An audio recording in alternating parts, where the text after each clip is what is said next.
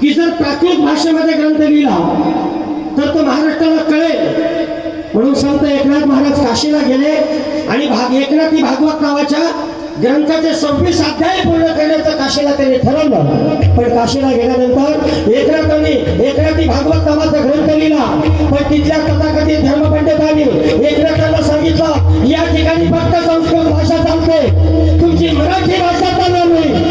तेव्हा एकनाथ म्हणतात अरे संस्कृत भाषा देवे केले आणि प्राकृत काय चोरापासून आले, अरे ज्याला स्वतःच्या भाषेसाठी काशीचा क्षेत्र संघर्ष करावा लागला। एकनाथांचा ग्रंथ पाण्यामध्ये बुडवला, पण एकनाथ महाराज भाग्यवान होते, तो ग्रंथ पाण्यावर तरला आणि त्या ग्रंथाची हत्तीवर मिरवणूक काढली। तेव्हा काशीच्या पंडितांना महाराष्ट्राचे संत एकनाथ महाराज कळाले, हा महाराष्ट्राचा गौरव, आणि मग त्या ग्रंथाची पूर्ण शहरामध्ये मिरवणूक काढली महाराज। पण आपल्या लिखाणाला संघर्ष करावा, तुकोबांनी गाथा लिहिली, लोकांनी पाण्यात बुडवली। छत्रपती शिवाजी राजाला संघर्ष करावा लागला, 2 राज्याभिषेक मात्र शिवाजी राजाचे करावे लागले, 2 पौराणिक पद्धतीने छत्रपती शिवाजी राजाने राज्याभिषेक केला आणि तिथल्या पंडितांनी शिवाजी राजाला सांगितलं राजा तू चक्रवर्ती राजा नाही, तुला नैतिक अधिकार शिक्षा देण्याचा नाही राजा।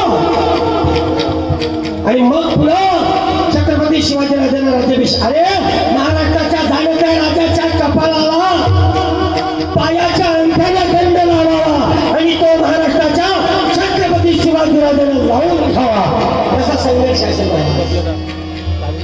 संभाजी राजांचा चित्रपट आता गाजला, बघा ना त्या संभाजी राजाचा किती मोठा संघर्ष असेल। महाराष्ट्राच्या छत्रपती शिवाजी राजाचा पुत्र तो या महाराष्ट्राचा श्वास हवा, तरी देखील त्या संभाजी राजाला वन भटकावं लागलं। अरे शरीराचा त्याला 3 ग्रंथ घ्यावा लागले, ज्याला लहानपणे 16 भाषा येत होत्या असा धर्मपंडित कीर्तन करून भाषा प्रगत असताना संभाजी राजा 350 वर्ष हा महाराष्ट्र त्याला रंगेल आणि रंगेल बोलतो। 350 वर्षानंतर देखील संभाजी राजाला जिवंत नसताना संघर्ष करावा लागला। हा किती मोठा संघर्ष आहे, त्यांच्या संघर्षापेक्षा आपला संघर्ष फार थोडा आहे। मॉनिटर एकदाच 2 मध्ये वाटलं नाही केलं, एकदाच 2 डाव समोर व्हावा आपल्या विश्वासाच्या माणसासमोर। तुमच्या विश्वासाचा कोण आहे? तुमचा पती आहे मिस्टर, त्याच्यासमोर व्यक्त व्हा। त्या कानात जाऊन सांगायचं मेले कुठे साडी आणलीच नाही, उद्या आणलीच नाही तर थांबणारच नाही, दुसऱ्या दिवशी साडी नाही आलं मला विचारतो मी। एक नवरा बायको अशी जत्रेला गेली, सुरुवातीपासून त्यांनी तुझा हात सोडलाच नाही, जत्रा पुरी झाली तरी त्यांनी हात सोडला नाही। एक जण म्हटलं अरे काय प्रेम आहे तुमचं? तो कसला प्रेम, हात सोडला का दुकानात पलते, हात सोडला का दुकानात पलते, त्याच्यापेक्षा हात धरूनच ठेवला, मग व्यक्त व्हायला शिकला। एक नवरा बायकोला बोलला रात्री माझ्या स्वप्नात शेजारची बाई आली होती, बायको म्हणाली एकटीच आली असेल, त्याने विचारला का, तर ती म्हणते तिचा नवरा माझ्या स्वप्नात आला होता।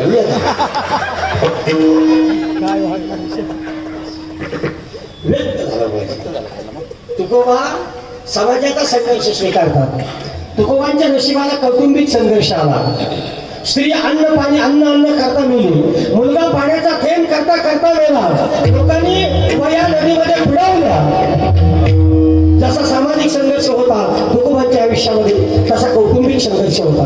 याच्या पुढे जाऊन सांगतो जगद्गुरू तुकोबांना एक वेळ निसर्गाशी संघर्ष करावा लागला, कारण पाण्याचा थेंब पडला नव्हता, डोळ्यात एकच माणसं मरत होते। याच्या पुढे जाऊन सांगू तुकोबाराच्या अंतर्मनाबरोबरही त्यांचा संघर्ष होता। तुकोबाराही म्हणायचे देवा एका बाजूला जग आहे, दुसऱ्या बाजूला मन आहे, आणि माझी अवस्था रात्रंदिवस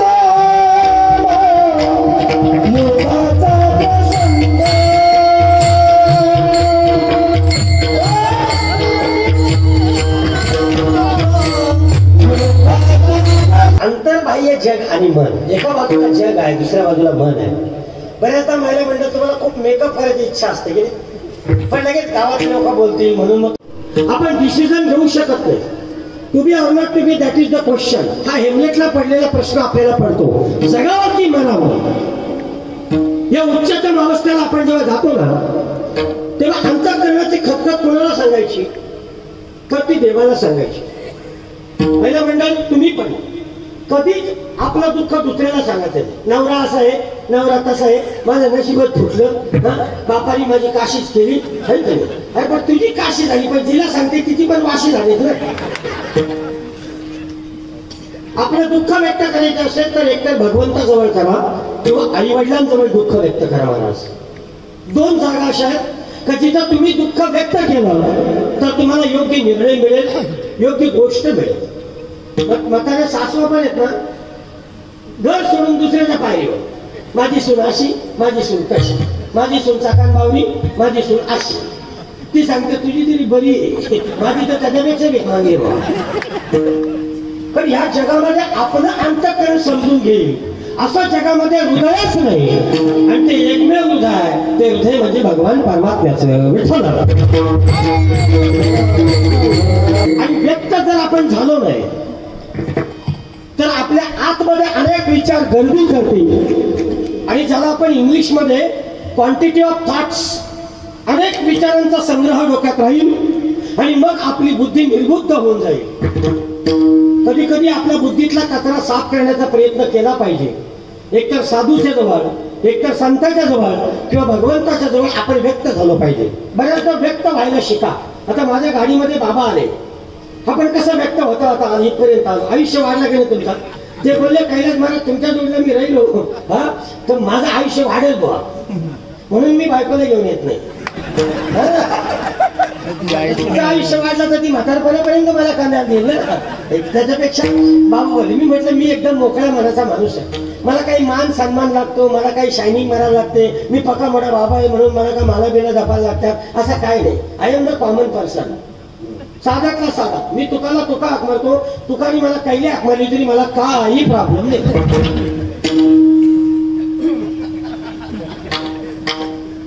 पण तुका बाबा कुठपत आहे असं बोलतो म्हणजे मी आता बाबा झालो बाबा. लगेच या पाया करा, आव वगैरे कमर का पारा.